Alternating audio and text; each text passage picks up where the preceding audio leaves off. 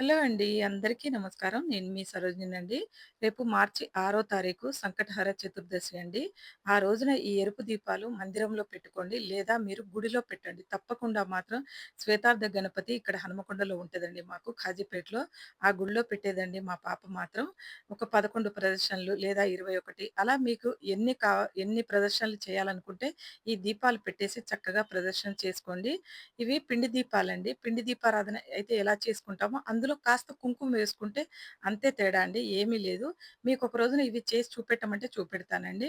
ఈ ఎరుపు దీపాలు మాత్రం తప్పకుండా గణపతికి నేతితో వెలిగించాలండి.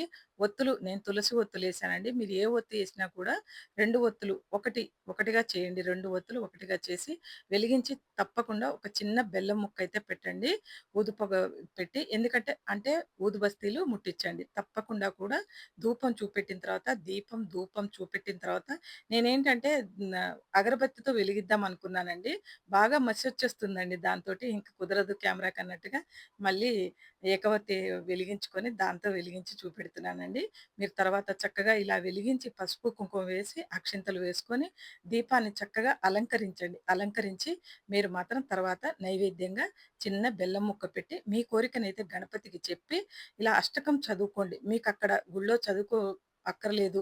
మీరు ఇంట్లో పెట్టుకుంటే మాత్రం అష్టకం చదువుకోండి. గుళ్ళో అయితే చక్కగా పూజ చేసి, అలంకరించి చిన్న బెల్లం ముక్క పెట్టేసి, ఇంకా ప్రదర్శనలు చేసి స్వామివారిని కోరుకొని వచ్చేయొచ్చు.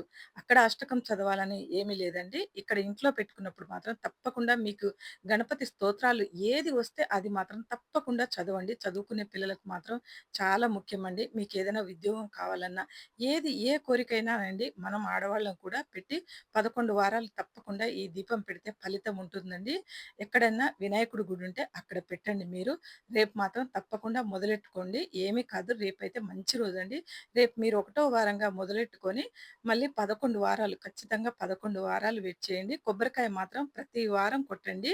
మంచిదండి. మీకు వీడియో నచ్చితే